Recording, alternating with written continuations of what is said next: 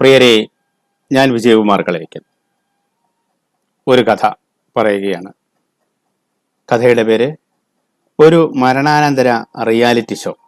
ഇത് കുറച്ച് നീളം കൂടിയൊരു കഥയാണ്. ഒരാളുടെ മരണശേഷം അതെങ്ങനെ റിയാലിറ്റി ഷോയിലേക്ക് പോയി എന്ന് അറിയിക്കുന്ന ഒരു കഥയാണ്. കഥ പറഞ്ഞു തുടങ്ങാം. ഒരു മരണാനന്തര റിയാലിറ്റി ഷോ. ബേക്കറി കടക്കാരൻ ബാലൻ വാർത്ത കാണുകയാണ്. കവലയിലെ ചെറിയ കടയിൽ അയാൾ സെയിൽസ്മാനും മാനേജരും മുതലാളിയുമൊക്കെയാണ്. തിരക്കൊഴിഞ്ഞ നേരം. കടുപ്പം കൂടിയ ചൂടുള്ള ചായ അയാളുടെ ഇടത് കൈയിലുണ്ട്. കണ്ടു തുടങ്ങിയത് ചെറിയൊരു നഗരത്തിന്റെ ദൃശ്യങ്ങളാണ്. മലയാളക്കരയിൽ തന്നെ. മൂന്നും കൂടിയ കവല, കടകമ്പോളങ്ങൾ, അധികം വീതി കൂടാത്ത ടാർ വഴി. പഴയ കടകൾ വീതി കൂടാൻ സമ്മതിക്കാതെ പതുങ്ങിയിരിക്കുന്നത് പോലെ. ദൈവമേ, ഈ കടകൾ, ഈ റോഡ് എനിക്കറിയാമെന്നാണല്ലോ. ബാലൻ ആ ചായ കുടിക്കാൻ മറന്ന് TV സ്ക്രീനിൽ തുറച്ചു നോക്കിയിരുന്നു. ഈ ഇടവഴിയോടെയാണല്ലോ ഞാനിന്ന് നടക്കുന്നത്. ഈ കടയിൽ നിന്നാണല്ലോ ഞാൻ സാധനങ്ങൾ എടുക്കുന്നത്.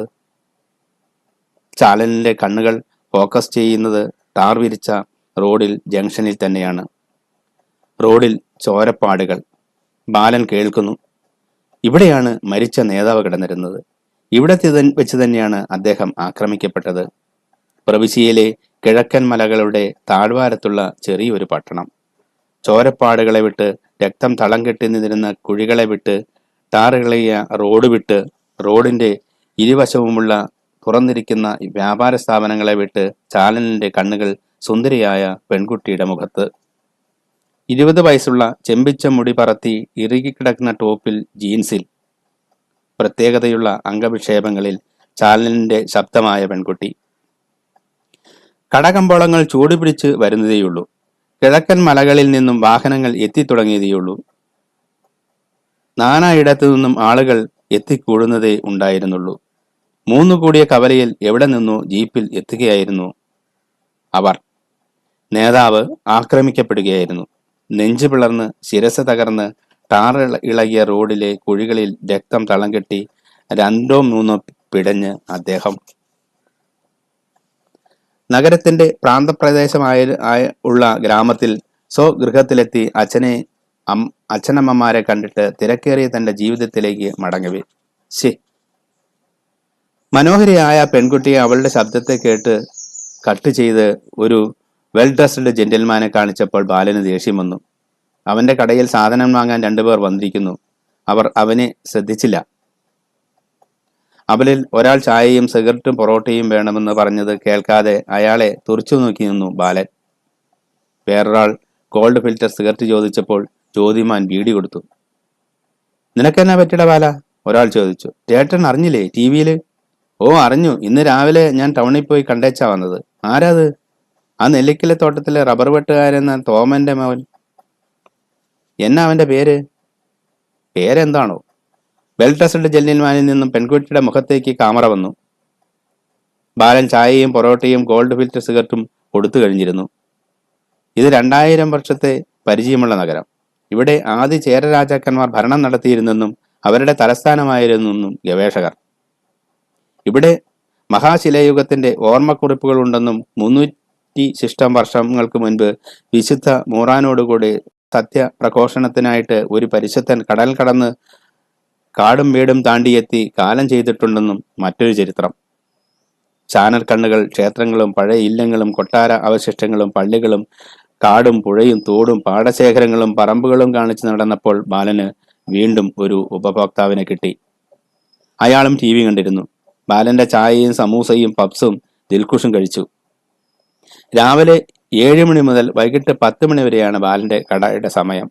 അതുകൊണ്ട് അവന് വീട്ടിലെ TV കാണാനോ സ്ക്രീനിൽ സുന്ദരികളെ അറിയാനോ റിയാലിറ്റി ഷോ എന്തെന്ന് രുചിക്കാനോ കഴിഞ്ഞിരുന്നില്ല. അത്താഴ സമയത്ത് അവന്റെ ഭാര്യ ഷാരു പറയുന്ന കഥകൾ കേട്ട് അന്തം വിട്ടിരുന്ന് മടുത്തപ്പോൾ ഒരു പഴയ 14 ഇഞ്ച് കളർ TV വാങ്ങി കടയിൽ വയ്ക്കുകയാണ് ഉണ്ടായത്. എന്നാൽ കടയിൽ തിരക്കില്ലാത്തപ്പോൾ TV കണ്ട് അവന് സീരിയൽ മുഖങ്ങളും റിയാലിറ്റി മസാലകളും മടുത്തുപോയി. കടുപ്പത്തിൽ ഒരു ചായ കുടിച്ചാലും മസാല ചേർത്തതൊന്നും കഴിക്കാതെയായി. ആ പെൺകുട്ടിയുടെ ശബ്ദം വീണ്ടും. ഞാനിപ്പോൾ നിൽക്കുന്നത് കൊല്ലപ്പെട്ട നേതാവിന്റെ വീട്ടുമുറ്റത്താണ്. വീട്ടുമുറ്റം ആളുകൾ ഏറെയൊന്നുമില്ല. ഓടുനിറഞ്ഞ പഴയൊരു കെട്ടിടം. മുറ്റത്തിന് തൊട്ടടുത്ത് തന്നെയാണ് അതിൻ്റെ അതിരുകൾ തീർക്കുന്ന വേലികൾ. പച്ചിലപ്പടർപ്പുകളും ചീമക്കൊന്നച്ചെടികളും ചെമ്പരത്തിച്ചെടികളും. ദൃശ്യം വീട്ടിനുള്ളിലേക്ക് നീങ്ങുകയാണ്. അടച്ചുകെട്ടിയ വരാന്തിയിൽ കയർക്കട്ടിലിൽ ഒറ്റപ്പായിൽ ഒരു മധ്യവയസ്കൻ കിടക്കുന്നുണ്ട്. അയാൾക്കരികിൽ അയാളുടെ പ്രായത്തിലുള്ളവരും. അവൾ പറഞ്ഞു, ഇതാണ് അന്തരിച്ച നേതാവിൻ്റെ അച്ഛൻ. അയാൾ ക്യാമറയിലേക്ക് തിരിഞ്ഞു നോക്കുകയാണ്. കട്ടിലിൽ നിന്നും എഴുന്നേൽക്കാനാകാതെ ദയനീയമായ മുഖം, എണ്ണമയം വാർന്ന്, അവിടെ നരച്ചു തുടങ്ങിയ കുറ്റിത്താടി, അല്പം പീള കെട്ടിയ കണ്ണുകൾ. ഇദ്ദേഹത്തിന്റെ 30 വർഷത്തെ സ്വപ്നങ്ങളാണ് പൊലിഞ്ഞുപോയിരിക്കുന്നത്. കൂലിപ്പണി ചെയ്താണ് 3 മക്കളെ പോറ്റിയത്. 2 പെൺമക്കളെ വിവാഹം ചെയ്തു വിട്ടപ്പോൾ ഉണ്ടായിരുന്ന 5 സെന്റ് സ്ഥലവും കിടപ്പാടവും പണയത്തിലായി കഴിഞ്ഞിരുന്നു. എല്ലാ പ്രതീക്ഷകളിലും മകനിലായിരുന്നു. ആ മകനാണ് ഇപ്പോൾ. അവൾ അയാളോട് ചോദിക്കുന്നു, മകൻ അങ്ങയുടെ പൂർണ്ണ ഇഷ്ടത്തോടുകൂടിയാണോ രാഷ്ട്രീയക്കാരനായത്? അല്ല, എന്തെങ്കിലും പഠിച്ച് കഞ്ഞി കുടിക്കാനുള്ള സർക്കാർ പണിക്ക് പോകാനായിരുന്നു എനിക്കിഷ്ടം. ഞാൻ അതാണ് പറഞ്ഞു കൊടുത്തിട്ടുള്ളത്. എന്നിട്ട് അവൻ പഠിക്കാതെ. എന്നാലും സ്ക്രീനിൽ പെൺകുട്ടിയുടെ മുഖം. അതെ, അച്ഛന് അദ്ദേഹം ഒരു രാഷ്ട്രീയക്കാരനായതിൽ ഖേദമുണ്ട്. എങ്കിലും വലിയ പ്രതീക്ഷയായിരുന്നു. കാരണം പെട്ടെന്നുള്ള വളർച്ചയായിരുന്നു അദ്ദേഹത്തിൻ്റെത്. താലൂക്ക് തല, ജില്ലാതല, സംസ്ഥാനതല എന്നിങ്ങനെ വളർന്നുകൊണ്ടേയിരുന്നു. ഇസ്ത്രിയിട്ട വെളുത്ത ഷർട്ടും മുണ്ടും ധരിച്ച് അദ്ദേഹം സ്റ്റൈലായിട്ട് നടന്നു കയറി. പെട്ടെന്നാണ് വെൽ ഡ്രസ്ഡ് ജെന്റിൽമാൻ കയറി വന്നത്. കടയിൽ സാധനങ്ങൾ വാങ്ങാൻ ആരുമില്ലാതിരുന്നതിനാൽ അവന് അയാളിൽ നിന്നും രക്ഷപ്പെടാനായില്ല. ജെന്റിൽമാൻ ഒരു AC ക്യാബിനിലാണ് ഇരിക്കുന്നത്. ആധുനിക സജ്ജീകരണങ്ങളുള്ളൊരു ഓഫീസ് റൂം. ക്യാബിന് പുറത്ത് സ്റ്റാഫുകൾക്കുള്ള മുറിയും ശീതീകരിച്ചതാണ്. അവിടെ 2 സ്ത്രീകളും ഒരു പുരുഷനുമുണ്ട്. അവർ കമ്പ്യൂട്ടർക്ക് മുന്നിലാണ്. ഒരു സോഡ, 2 ഗ്ലാസ്. ബാലന്റെ 2 സ്ഥിരം കസ്റ്റമേഴ്സാണ്. അവർ എന്നും ഈ നേരത്ത് പ്രസിദ്ധം കഴിഞ്ഞ് ഒരു സോഡയും 2 ഗ്ലാസും 2 പൊതി അച്ചാറും 1 പാക്കറ്റ് മിക്സറും വാങ്ങി കടയുടെ പിറകിലേക്ക് പോകും. അതിന് 10-15 മിനിറ്റ് അവരെ ടൗണിലെ ബിവറേജ് സ്റ്റോറിന് മുന്നിലെ ക്യൂവിലും കാണാനാവും. പെൺകുട്ടി വന്നു. അവൾ ബാലനെ അന്തരിച്ച നേതാവിന്റെ അമ്മയുടെ അടുത്തേക്ക് പോകാൻ ക്ഷണിച്ചു, വീടിനുള്ളിലേക്ക്. അവിടെ നിന്നും വേറൊരു വാതിൽ അടുക്കളയിലേക്കാണ്. അടുക്കും ചിട്ടയുമില്ലാത്ത മേശയും കസേരയും അഴയിൽ തൂങ്ങുന്ന വസ്ത്രങ്ങളും. നിന്നു തിരിയാൻ ഇടമില്ലാത്തിടത്തെല്ലാം സ്ത്രീകളുണ്ട്. വ്യസനമുണ്ട്, തേങ്ങലും കരച്ചിലുമുണ്ട്. അതുകളെ വകഞ്ഞു മാറ്റി ക്യാമറ. കട്ടിലിൽ കിടക്കുന്ന അദ്ദേഹത്തിന്റെ അമ്മ, അവരെ കെട്ടിപ്പിടിച്ച് പെങ്ങളുമാർ.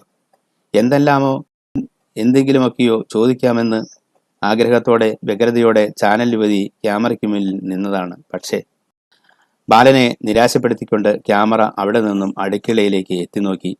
അവിടെ തങ്ങി നിൽക്കുന്ന സ്ത്രീകൾക്കിടയിലൂടെ കരിപിടിച്ച ചുവരുകളും കുറേ പാത്രങ്ങളും കാണിച്ചുകൊണ്ട് അടുക്കളവാതിൽ വഴി പുറത്തേക്ക് കടന്നു. വൃത്തിഹീനമായ അടുക്കള പരിസരത്തുകൂടി വീടിന്റെ മുന്നിലേക്ക് നടന്നു. ഒരു ചെറുപ്പക്കാരനോട് അവൾ ചോദിച്ചു, അന്തരിച്ച നേതാവിനെക്കുറിച്ച് നിങ്ങൾക്ക് എന്താണ് പറയാനുള്ളത്? എന്തു പറയാൻ? ഒന്നുമില്ല. ഒരു അയൽപക്കത്തുകാരൻ എന്ന നിലയിൽ വന്നു, അത്ര തന്നെ. അല്ലാതെ പ്രശസ്തനായൊരു നേതാവെന്ന നിലയിൽ അവൻ ഒന്നും പറഞ്ഞില്ല. ഒരുപാട് അക്ഷരങ്ങൾ ഉൾക്കൊള്ളുന്നൊരു ചിരിയാണ് നൽകിയത്. അവൾ പറഞ്ഞു, എന്റെ ചോദ്യത്തിന് ഒരു ചെറുപ്പക്കാരന് ഒരു ഉത്തരവും തന്നില്ല. ഒരു ചിരിയാണ് നൽകിയത്. ആ ചിരിയിലുള്ള ഉത്തരം കാണികളായ നിങ്ങൾക്ക് ഊഹിച്ച് പൂരിപ്പിക്കാവുന്നതാണ്. വീട്ടുമുറ്റത്ത് പന്തലിടുന്നതിനും കസേര നിരത്തുന്നതിനും മേൽനോട്ടം വഹിക്കുന്ന വെളുത്ത മുണ്ടും ഷർട്ടും ധരിച്ച ചെറുപ്പക്കാരനെ ദൃശ്യവൽക്കരിക്കുകയാണിപ്പോൾ. അയാൾ അറിയുന്നില്ല. ഷേവ് ചെയ്ത് മിനുസമാർന്ന മുഖം, പ്രതീക്ഷ മുറ്റിയ കണ്ണുകൾ, ആരോഗ്യമുള്ള ശരീരം. അവൾ അവന്റെ മുന്നിലേക്ക് നടന്നു. എന്താണ് താങ്കളുടെ അഭിപ്രായം മരിച്ച നേതാവിനെ കുറിച്ച്? നല്ല അഭിപ്രായമാണ്. വിശദീകരിക്കാമോ? നല്ല സംഘാടകൻ, വാഗ്മി, നയമുള്ളവൻ. എത്ര നാളായിട്ട് അദ്ദേഹത്തെ അറിയാം? കഴിഞ്ഞ 10 വർഷമായിട്ട്. പാർട്ടിയിൽ അദ്ദേഹം എൻ്റെ സീനിയറാണ്. നേതാവാണ്. അണികളോട് കനിവുള്ളവനായിരുന്നു, കരുതൽ ഉള്ളവനായിരുന്നു. അദ്ദേഹത്തിന്റെ സ്വപ്നങ്ങളോ? അയാൾ ചോദ്യവും ഉത്തരവും 2 ചിഹ്നങ്ങളിൽ ഒതുക്കി അവളെ നോക്കിയതാണ്. അവൻ എന്തെല്ലാമായിരുന്നു അദ്ദേഹത്തിന്റെ സ്വപ്നങ്ങൾ? ഈ ചോദ്യത്തിന് ഉത്തരം കണ്ടെത്താൻ ഞാനിപ്പോൾ ശ്രമിക്കുന്നില്ല. നമുക്കുടനെ തന്നെ മൃതദേഹം പൊതു ദർശനത്തിൽ വെച്ചിരിക്കുന്ന ഹാളിലേക്കും തുടർന്നുള്ള അനുശോചന യോഗത്തിലേക്കും പോകേണ്ടതുണ്ട്. പ്രവിശ്യയിലെ ഉന്നത നേതാക്കളും ദേശീയ നേതൃത്വത്തിന്റെ പ്രതിനിധികളും എത്തുന്നതാണ് കണ്ടുകൊണ്ടിരിക്കുന്നത്. ടൗൺ ഹാളും പരിസരവും നിറഞ്ഞ് ജനാവലിയാണ്. നേതാക്കൾ വാഹനിൽ നിന്ന് ഇറങ്ങിയപ്പോൾ ജനത്തെ നിയന്ത്രിക്കാനും വഴിയൊരുക്കാനും പോലീസുകാർ ചങ്ങല തീർക്കുകയാണ്. ആ വഴിയിലൂടെ നേതാക്കൾ ഹാളിന് നടുവിലൊരുക്കിയിരിക്കുന്ന പൂമ്പച്ചത്തിലെ ജഡത്തിനരികിലെത്തി. ഞെട്ടലുകളും റീത്ത് സമർപ്പണങ്ങളും ക്യാമറകൾ ഒപ്പിയെടുത്തു. തുടർന്ന് പ്രവിശ്യയിലെ ഉന്നതനായ നേതാവിൻ്റെ ശോകമയമായ ശബ്ദം ഉച്ചഭാഷിണിയിലൂടെ അവിടമാകെ പരന്നു. പോലീസ് തീർത്ത ചങ്ങലയ്ക്കുള്ളിൽ നിൽക്കുന്നവരുടെയും അകലങ്ങളിലിരിക്കുന്നവരുടെയും ചെവികളിൽ തറഞ്ഞു കയറുകയാണത്.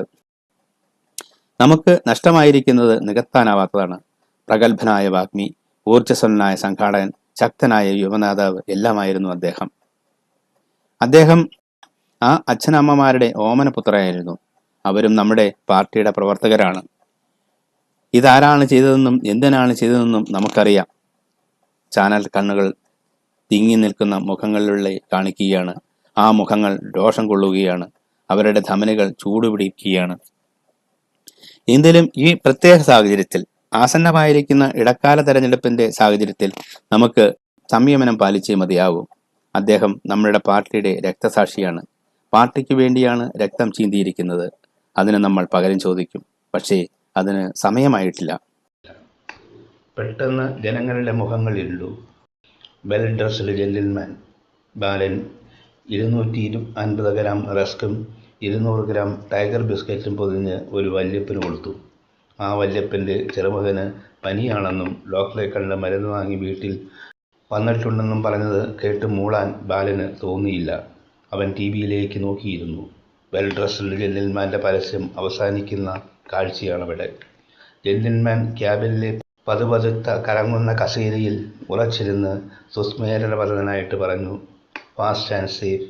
എ പ്രൈവറ്റ് ഇൻവെസ്റ്റിഗേഷൻ ഗ്രൂപ്പ് നിങ്ങളുടെ പ്രശ്നങ്ങൾക്ക് ഒരു പരിഹാരം. ബാലന് മനം പുരട്ടിപ്പോയി. അവൻ കടയ്ക്കുള്ളിലെ വാഷ് ബേസിനിൽ പച്ച നിറത്തിലുള്ള പിത്തരസം ശ്രദ്ധിച്ചു. TV ഓഫ് ചെയ്ത് കടയടച്ച് നേരത്തെ വീട്ടിലേക്ക് പഴയ കൈനറ്റിക് ഹോണ്ട ഓടിച്ചുപോയി.